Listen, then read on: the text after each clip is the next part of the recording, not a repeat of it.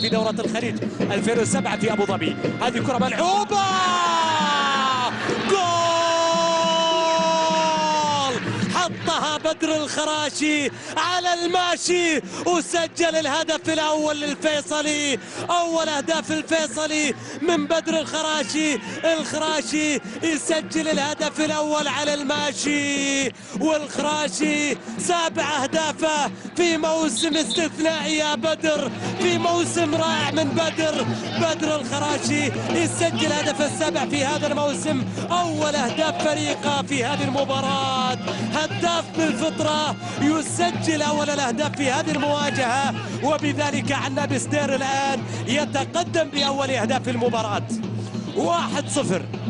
عنابي ستير 1 بجدة. هذه كرة ملعوبة إلى منطقة الجزاء، الله!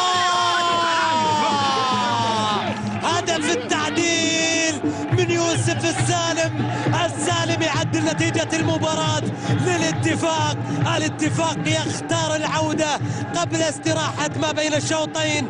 الاتفاق يصارع على الصدارة، ومن يصارع على الصدارة عليه أن يفعل ذلك، عليه أن يعود مرة أخرى في هذه المباراة قبل نهاية الشوط الأول. عليه أن يحقق النتائج المهمة والانتصارات في كل مباراة لأجل الوصول إلى تحقيق المنال إذا أراد الصدارة، خصوصا بعد الخسارة الماضية، الخسارة اللي ذاق فيها المرارة أمام الشباب. الآن يأتي التعادل. يوسف السالم تعامل مثالي مع الكرة الماضية. يوسف السالم بالفعل في موسم بعد ضربتين الجزاء الأولى اللي تصدى لها ثم عاد حكم المباراة.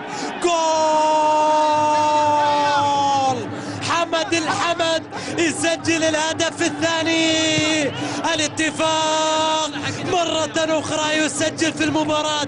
فارس الدهنة مرة ثانية يسجل في المباراة. شوف الكرة مرة ثانية ملعوبة لحمد. الله على لمستك، الله على لعبتك، الله عليك، والله يا روعتك. هدف ثاني للاتفاق من حمد الحماد، يسجل ثاني أهداف الاتفاق. الاتفاق إذن بهذا الهدف، بهذا التفوق اللي سجله في المباراة، واضح أنه يريد العودة مرة أخرى إلى المرتبة الثالثة، إلى صراع الصدارة مع الجبابرة، مع الكبار، مع عند حمد الحمد 3 خيارات أمامه. يلعب الكرة إلى يوسف السالم، تسديدة، وفي اللحظات الأخيرة كرة مقطوعة إلى صافرة، إلى ضربة جزاء هي نفس نقطة الجزاء اللي يعتقد أنها. الشهري يتقدم، الشهري جول، وزيارة ثالثة للاتفاق لشباك الفيصلي. الزيارة الثالثة من الفريق الاتفاقي لشباك الفيصلي، وأعتقد أنه يرمي بالمنديل مدرب الفريق الفيصلاوي السيد زلاتكو داليتش. خلاص استسلم لواقع الأمر الآن. الهدف الثالث يهز شباكه بالمباراة بواسطة يحيى الشهري من نقطة الجزاء، وهي النقطة التي عجز عن التسجيل منها اللاعب داريو جيرتك في شوط المباراة الأول. إذن 3-1. برونو نازاروني إلى سلطان البرقان لتمريرة على الناحية اليسار. حمد الحمد يصل إلى داخل المنطقة، يمرر الكرة على الجهة اليسار. أحمد سعد عرضية ملعوبة، أوتو جول أحمد سعد، وجالي للتويين السعد، والهدف الرابع هدف أوتو جول، خطأ في مرمى. خلاص كمل الناقص مدافع الفيصلي.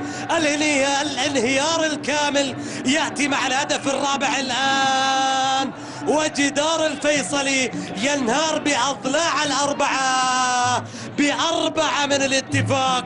4 أهداف إذن يحسم فيها الأمر في هذه المواجهة. الهدف الرابع انهيار فيصلاوي، بعد الهدف الرابع خطأ في المرمى، اوتو جول، وبالتالي الاتفاق سيد المباراة. الفريق الاتفاقي عرف كيف ينتصر بشوط المباراة الثاني وحقق انتصاره.